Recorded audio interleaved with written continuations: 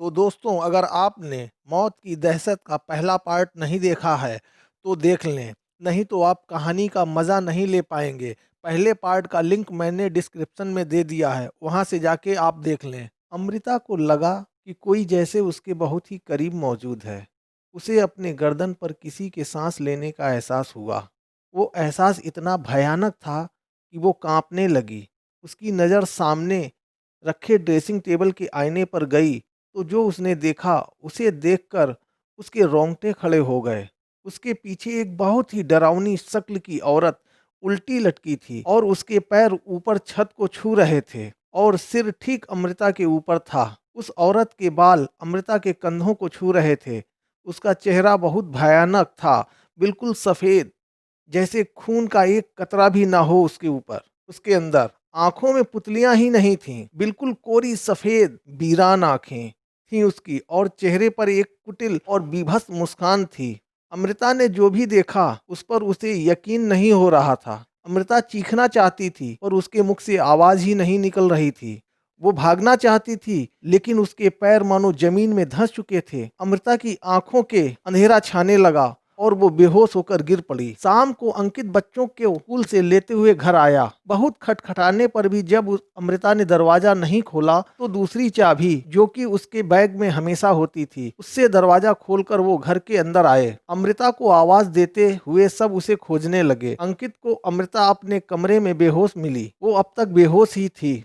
छूकर देखा तो उसे बहुत तेज बुखार था। अंकित ने फोन करके डॉक्टर को तुरंत घर बुला लिया। डॉक्टर ने थोड़ा चेक किया और इंजेक्शन देकर बाहर आ गया। अंकित ने डॉक्टर से पूछा, डॉक्टर, जब मैं ऑफिस से घर आया तो अमृता जमीन पर बेहोश पड़ी मिली थी।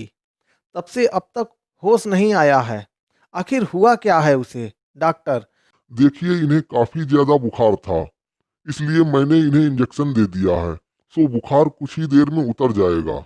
बाकी और कोई दिक्कत तो इन्हें है नहीं। बाकी मुझे लगता है इन्हें किसी बात का शॉक लगा है जिससे ये बेहोश हो गई हैं। कुछ देर इन्हें आराम करने दीजिए, फिर देखते हैं। अगर फिर भी कुछ सुधार नहीं होता तो आप इन्हें हॉस्पिटल ले आइएगा। आगे की जांच वहीं करेंगे। अब मैं चलता हूँ। डॉक्टर के जाने के बाद अंकित ने बच्चों को खाना बनाकर खिलाया और बच्चे अपने कमरे में जाकर पढ़ने बैठ गए। अंकित अमृता के सिरहाने बैठ गया। उसका हाथ अपने हाथों में लिया ही था कि वो चौंक गया। अमृता का हाथ एकदम ठंडा पड़ चुका था, बिल्कुल बेजान सा। घबराकर वो अमृता का हाथ पैर के तलवों को जोर जोर से अपने हाथों से घिस घिस कर गर्मी देने लगा। तभी अमृता ने आंखें खोली। वो अचानक उठकर बैठ गई और जोर जोर से रोने लगी। उसकी आवाज में बहुत दर्द था। कुछ अजीब सी आवाज में रो रही थी वो बहुत भयानक तरीके से। इतनी डरावनी आवाजें थी उसकी कि अंकित भी दूर जा खड़ा हुआ। अपनी माँ को ऐसी हरकतें देख बच्चों का दिल दहल गया। अपने पापा के पीछे खुद को छुपाकर उन दोनों ने अपनी आंखें बंद कर लीं। अंकित भी डरा हुआ था, पर उसे इस वक्त सबसे ज्यादा फिक्र बच्चों की थी।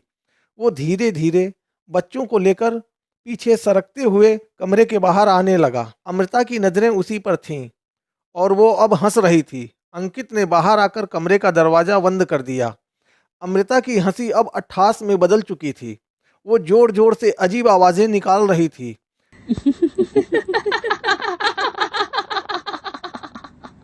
बच्चे बहुत ज्यादा डर रहे थे। वो अपने पापा से चिपक कर रोने लगे। परी रोते हुए, पापा, मुझे बहुत डर लग रहा है। मम्मी को क्या हो गया है? हमको मारेंगी क्या? अंकित बच्चों को गले लगाते हुए, नहीं बेटा, मम्मी क्यों मारेंगी हमको? वो तो हमसे प्यार करती हैं ना। दरअसल उनकी तबीयत ठीक नहीं है, इसलिए वो ऐसे परेशान हो रही हैं। अभी डॉक्टर अंकल आएंगे तो उन आपकी मम्मी को ठीक कर देंगे। चलो आप लोग ऊपर, मैं आज आप लोगों के साथ सो जाता हूँ। राज आंसू पोंछते हुए, और मम्मी? अंकित, बेटा मम्मी को आज आराम करने दो, देखना मम्मी कल तक ठीक हो जाएंगी। अंकित दोनों बच्चों को ले जाकर कमरे में सुला देता है। वो फिर धीरे से बाहर आकर लिविंग रूम में जाकर सोफे पर बैठ जाता है। पहले वो अपने मोबाइल से किसी को फ़ोन लगाता है। कुछ देर बात करने के बाद फ़ोन काट देता है। फिर वो अमृता के मम्मी पापा को फ़ोन लगाता है और उन्हें यहाँ आने के लिए कहता है। अमृता के मम्मी पापा रायपुर में रहते हैं। अमृता की तबीयत ठीक नहीं है। ये सुनकर वो थोड़ा परेशान हो गए और सुबह होते ही जाने का निश्चय करते हैं। अंकित उठकर नीचे जाता है। वो हाल में रखे अपने बैग से कुछ सामान निकालता है। फिर किचन से थाली लेकर उसमें अपने सामान में से कुछ मांस के टुकड़े निकाल कर रखता है। उसके हाथ में कुछ और भी है, एक काली गुड़िया। वो थाली लेकर कमरे में जाता है जहां अमृता बंद थी। अंदर जाकर देखता है तो अमृता कहीं भी नहीं थी। वो गुड़िया आगे कर देता है। जैसे ही गुड़िया को दबाता है, उसे अमृता के रोने की आवाज आती है। आवाज ऊपर से आ रही थी। ऊपर देखता है तो अमृता ऊपर छत पर उल्टा चल रही थी। धीरे धीरे वो दीवार के सहारे नीचे उतरती है। अंकित के चेहरे पर अब डर नहीं था, लेकिन अमृता के चेहरे पर डर था। अंकित नीचे थाली रखकर अमृता की ओर सरकाता है। थाली देखते ही अमृता जानवरों की तरह उन मांस के टुकड़ों को नोच नोच कर खाने लगती है। अंकित तुरंत वहां से निकल जाता है। तो दोस्तों, आगे की कहानी इसके दूसरे पार्ट में। अगर आपने अभी तक हमारे चैनल को सब्सक्राइब नहीं किया है तो कर लें और बेल आइकन को भी प्रेस कर दें। कहानी अच्छी लगी हो तो लाइक और कमेंट करना ना भूलें। शुभ रात्रि, सब्बा खैर।